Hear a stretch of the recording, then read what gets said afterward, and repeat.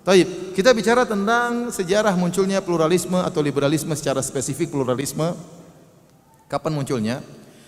Sebenarnya kalau kita perhatikan sejarah ya, liberalisme atau pluralisme itu adalah pemahaman yang baru dalam semua agama, baru dalam semua agama.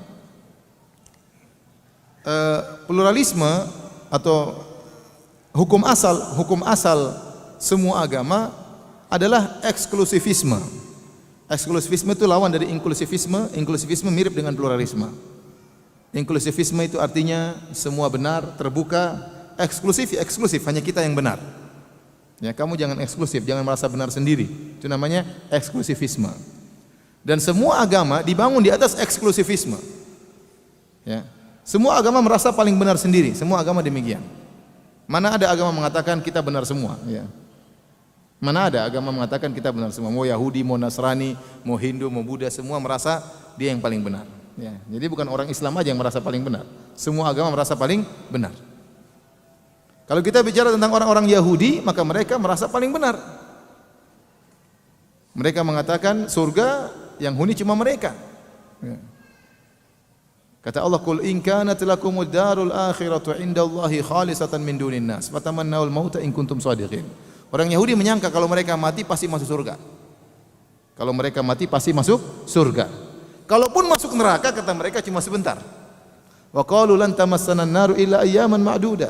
Kata mereka, kita tidak akan terkena neraka kecuali cuma beberapa hari saja. Kalaupun masuk neraka cuma di ada beberapa hari. Dan itu sampai sekarang keyakinan mereka seperti itu. Saya tahu dari mana karena saya punya teman di Australia kongsi dagang sama orang Yahudi dan sering berdialog dengan orang Yahudi. Ini orang Yahudi meyakini demikian. Kita ini pasti masuk surga karena kita adalah sya'bullahil mukhtar. Kita ini adalah suku yang dipilih oleh Allah Subhanahu wa taala. Allah hanya memandang suku Bani Israel. Adapun suku-suku di luar Bani Israel diciptakan oleh Allah untuk melayani Bani Israel. Bahkan dalam sebagian pernyataan mereka menyatakan bahwasanya seluruh manusia selain Bani Israel pada hakikatnya seperti hewan. Hanya saja Allah ciptakan hewan-hewan tersebut dalam bentuk manusia supaya bisa melayani orang Yahudi. Kalau antum-antum ini bentuknya sapi, kambing kan susah diperintah-perintah. Tetapi kalau bentuknya manusia mudah untuk melayani orang-orang Yahudi. Jadi mereka menyangka mereka aja yang benar. Tuhan hanya milik mereka saja. Makanya kenapa orang Yahudi tidak suka dengan agama Nasrani?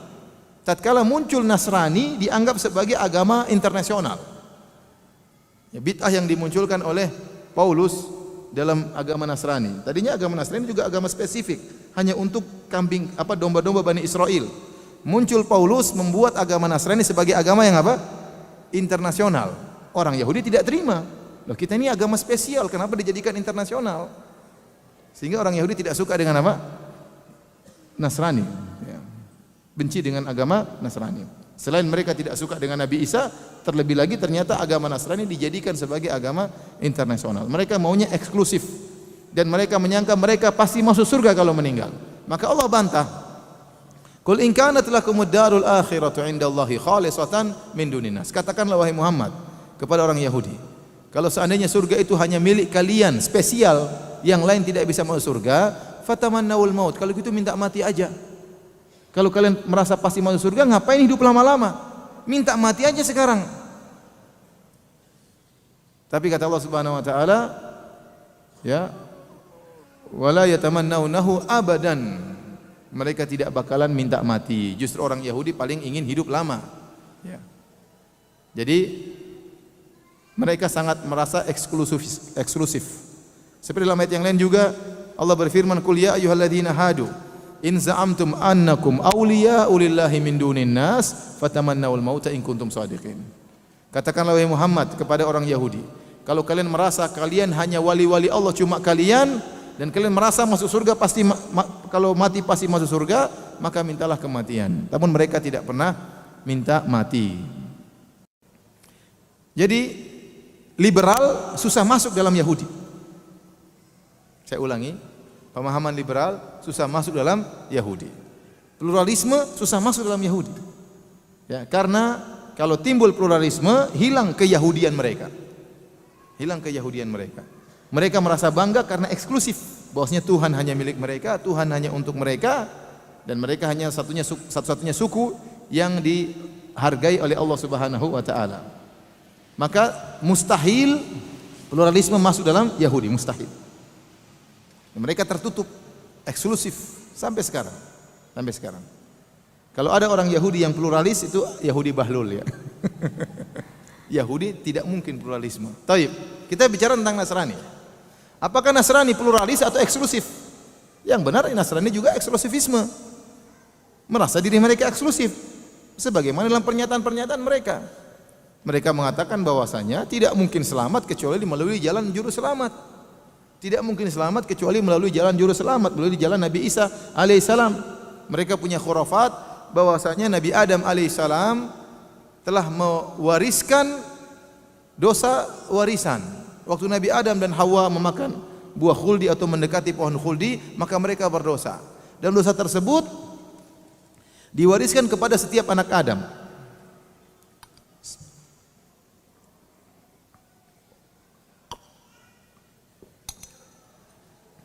Dan dosa tersebut diwariskan setiap anak Adam. Setiap anak Adam yang lahir sudah berlumuran dosa.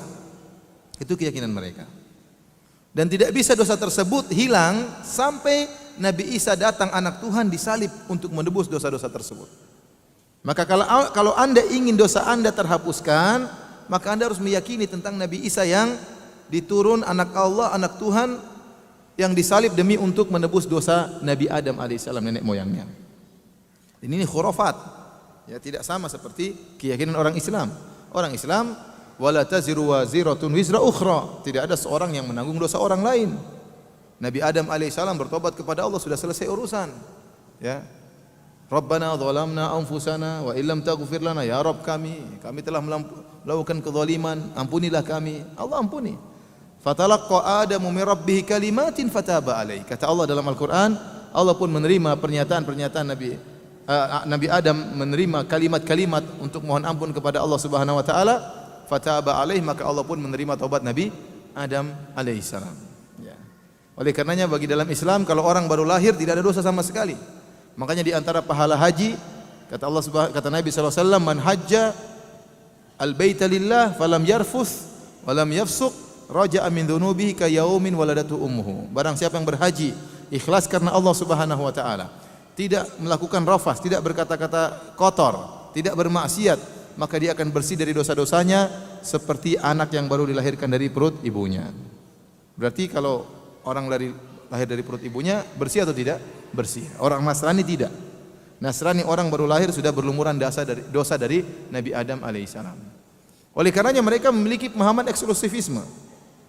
Makanya mereka mengatakan Nabi Isa diutus untuk menyelamatkan domba-domba Bani Israel. Karena domba-domba tersesat. Domba-domba tersesat harus diselamatkan. Ya. Kalau mau selamat harus ikut ajaran agama Nasrani. Dan mereka meyakini mereka yang benar. Ya. Ini eksklusifisme ada dalam agama Nasrani. Demikian juga dalam agama Hindu, agama Buddha. Mereka juga eksklusif. Orang Hindu mana merasa orang Islam benar? Mereka tidak merasa demikian. Mereka merasa mereka yang benar. Ya. Orang Buddha demikian. Lihat saudara-saudara kita di Rohingya dibantai. Ya. Karena mereka merasa mereka yang benar, orang Islam yang salah. Ya. Mereka tidak merasa semua orang mau surga. Jadi liberalisme itu sebenarnya pemahaman yang baru dalam semua agama. Tidak ada diyakini. Kita antum waktu kecil pernah dengar enggak orang bilang semua agama benar? Kita hampir enggak pernah dengar seperti itu. Ya, masing-masing merasa paling benar. Yahudi merasa paling benar, Nasrani merasa paling benar, Hindu merasa paling benar. Ya, coba kalau ada orang Hindu kemudian ada adiknya atau kakaknya masuk Islam, pasti dimusuhi, pasti berusaha untuk dikembalikan. Ya. Kembalikan. Nasrani pun demikian. Ya. Buddha pun demikian. Begitu. Ya karena mereka merasa itu sesat. Selain mereka sesat, maka harus diselamatkan. Jadi liberal itu muncul baru bid'ah dalam seluruh agama. Jadi bid'ah itu liberal itu tidak ada dulu sebelum. Sekarang baru muncul belakangan. Taib, hadirin dan hadirat yang dirahmati oleh Allah Subhanahu wa taala. Ya. Namun anehnya di tanah air kita liberal tumbuh berkembang merajalela di dunia Islam. Kita sering dengar ada ustadz liberal, ada kiai liberal, ada profesor liberal, Tapi kita nggak pernah dengar pendeta liberal. Ada pernah dengar pendeta liberal? Hah? Saya nggak pernah dengar. Antum pernah dengar ada pendeta apa berpemahaman liberal? Pastor berpemahaman liberal? Biksu ya berpemahaman liberal? Ada? Saulin berpemahaman liberal? Ada? Nggak ada kan? Nggak ada. Yang berkembang ustadz liberal, kiai liberal, profesor agama liberal itu di dunia Islam. Jadi yang berkembang liberal di dunia Islam. Bagaimana bisa muncul liberal di dunia Islam? Ceritanya baru-baru saja sebenarnya. Tatkala sebagian pemuda-pemuda Islam belajar di luar negeri. Di antara yang belajar pertama adalah Harun Nasution. Ini angkatan liberal pertama, tapi dia masih dalam bentuk awal-awal peletak batu pertama liberalisme. Ya. Harun Nasution. Kemudian generasi berikutnya Nur Khalis Majid. Kemudian generasi berikutnya Ulil Absar dan kawan-kawan. Jadi Harun Nasution waktu belajar di luar negeri, ya, di mana katanya di McGill atau di mana saya juga kurang hafal ya. Intinya di negara kafir belajar agama. Negara kafir kemudian belajar agama. Kemudian pulang membuat tulisan-tulisan, pernyataan-pernyataan. Ya. Di antara buku yang dia tulis adalah Islam ditinjau dari berbagai aspeknya. 2 jilid. Saya punya buku tersebut. Ya. Di jilid pertama dia mengatakan bahwasanya agama ada 2 model. Ada namanya agama monoteisme, agama yang bertauhid, dan ada agama yang syirik. Di antara agama yang bertauhid adalah agama Islam, Nasrani, Yahudi, dan Hindu. Jadi dia bilang Nasrani itu bertauhid. Kemudian Yahudi juga apa? Bertauhid. Yang lebih parah Hindu juga apa? Bertauhid. Jadi katanya Hindu itu 3 tapi maksudnya 1. Ya.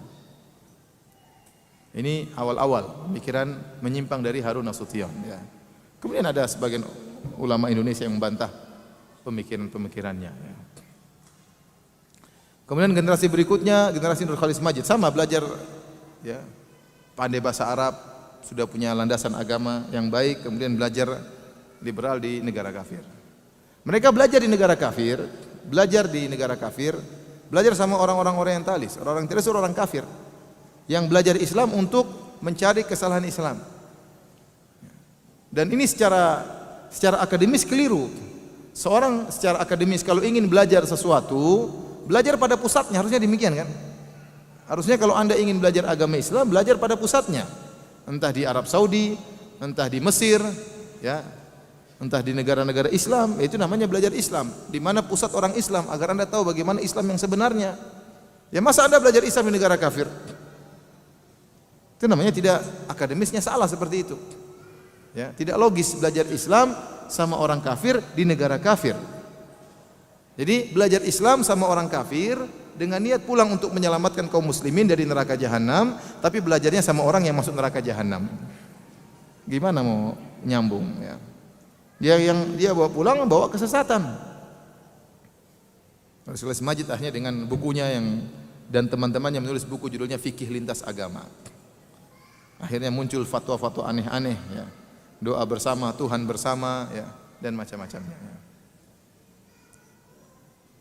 Kemudian generasi selanjutnya adalah Ulil Absar dan teman-temannya. Ulil Absar, kemudian di antaranya Abdul Muqsid Ghazali, kemudian sekarang Komarudin Hidayat ya. Dan Lutfi Syaukani ya, dan macam-macamnya. Siapa lagi? Siapa? Iya, Zuhair Misrawi. Terus siapa lagi? Siapa? Iya, itulah. Banyak ya, banyak yang mereka suka berkicau di Twitter atau di internet. Itu generasi ketiga yang kita hadapi sekarang. Ya. Itulah muncul liberal. Dan mereka didukung oleh orang-orang kafir, ya. Karena orang-orang kafir tahu, ya, kalau Islam akidahnya lemah akan hancur. Kapan Islam akan hancur kalau dia tidak yakin dengan akidahnya sendiri? Ya, suatu umat akan hancur kalau dia ragu dengan kebenaran keyakinannya. Ya, apa yang mau dia perjuangkan? Sementara dia ragu, sementara yang lain juga benar, terus ngapain saya berjuang untuk Islam? Paham? Kalau dia sendiri ragu tentang Islamnya, Islam benar atau tidak, atau yang lain juga benar, buat apa saya berjuang untuk Islam? Dengan cara demikian maka Islam akan hancur dari dalam. Orang-orang kafir tahu akan hal ini. Kerusakan yang ditimbulkan liberal potensinya lebih besar daripada kerusakan yang dilakukan oleh orang luar Islam. Kalau ada pendeta mengatakan semua agama benar, tidak ada orang Islam yang percaya. Ada biksu, ya, kemudian mengatakan semua agama benar, tidak ada yang percaya. Tapi kalau ada profesor Islam, ya, doktor filsafat orang Islam, apalagi disebut sebagai pakar ini, pakar anu, bilang semua agama benar, mulailah orang Islam percaya. Karena yang ngomong orang Islam sendiri. Karena yang ngomong orang Islam sendiri.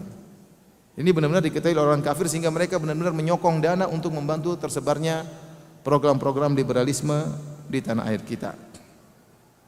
Baik hadirin dan hadirat yang dirahmati oleh Allah Subhanahu wa taala. Ini sekilas tentang asal muasal munculnya liberal di tanah air kita sehingga akhirnya sekarang kita lihat fatwa-fatwa yang aneh-aneh yang beredar, ya, yang kita dengar, ya, merusak akidah dan juga merusak moral. Merusak akidah dan juga merusak moral, ya. Gimana moral tidak rusak? Mengatakan boleh homoseksual, lesbi boleh, homo boleh, laki-laki boleh pacaran sama laki-laki, perempuan boleh pacaran sama perempuan, ya. Bagaimana tidak sedih seorang wanita ternyata suaminya jatuh cinta sama suami orang lain? Sedih atau tidak? Sedih. Ini suami saya jatuh cinta bukan sama istri orang lain. Suami saya jatuh cinta sama suami orang lain. Menyedihkan, ya. Gimana nggak rusak anak kita pacaran perempuan pacaran sama perempuan juga? Rusak, ya. Subhanallah, moral rusak. Fatwa lagi jilbab tidak wajib. Ada sebagian wanita tadinya pakai jilbab, tahu jilbab tidak wajib, dibuka jilbabnya. Ya, menampakkan auratnya apa? Ada fatwa jilbab tidak wajib. Yang fatwa profesor, ya sudah, buka jilbab. Ente bantah-bantah, ente apa gelarnya? Enggak punya gelar membantah profesor. Logika orang awam seperti itu. Yang ngomong jilbab tidak wajib profesor. Ya. Ente siapa ente? Ya, enggak bisa apa-apa mau bantah profesor. Akhirnya jilbab dibuka. Rusak moral. Kemudian lagi fatwa bahwasanya laki-laki harus sama dengan perempuan. Bukan hanya laki-laki saja yang boleh menjatuhkan cerai, perempuan juga boleh menjatuhkan apa? Cerai. Dan ini berbahaya. Berbahaya bagi laki-laki. Membayangkan kalau perempuan boleh menjatuhkan cerai, bahaya. Apalagi sedang haid, ya waduh. Dia emosinya enggak stabil. Kalau perempuan boleh menjatuhkan cerai, antum dicerai 7 kali sehari mungkin. Oleh karenanya repot, ya. Seperti ini. Yang bayar mahar laki-laki, ya, yang menyediakan makanan, sandang, pangan, papan laki-laki. Kenapa perempuan jatuhkan cerai? Ya, ini apa enggak merusak rumah tangga seperti ini? Kamu saya cerai suamiku. Kenapa tadi malam enggak pulang-pulang? Kamu saya cerai. Waduh, jatuh talak 1. Terus kalau lelaki sudah ditalak, masa idahnya ada atau tidak? Ada masa idahnya. 4 bulan 10 hari. Kelamaan ya akhi. 2 hari cukup masa idah. Kenapa 4 bulan 10 hari? Jadi kalau antum sudah dicerai oleh istri antum enggak boleh nikah. Sudah antum terbengkalai selama 4 bulan 10 hari. Kalau perempuan ada masa idah wajar untuk membersihkan rahimnya.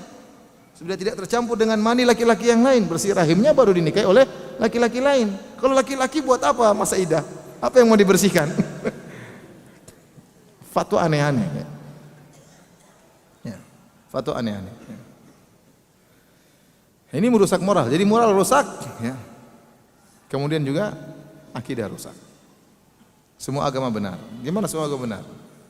Kalau semua agama benar, buat apa Allah utus Nabi Muhammad SAW? Allah kurang kerjaan namanya. Kalau semua agama benar, buat apa Nabi SAW menulis surat kepada Raja Heraklius, aslim taslam, masuk Islam kau selamat. Kalau enggak masuk Islam enggak selamat, ngapain? Nabi kurang kerjaan.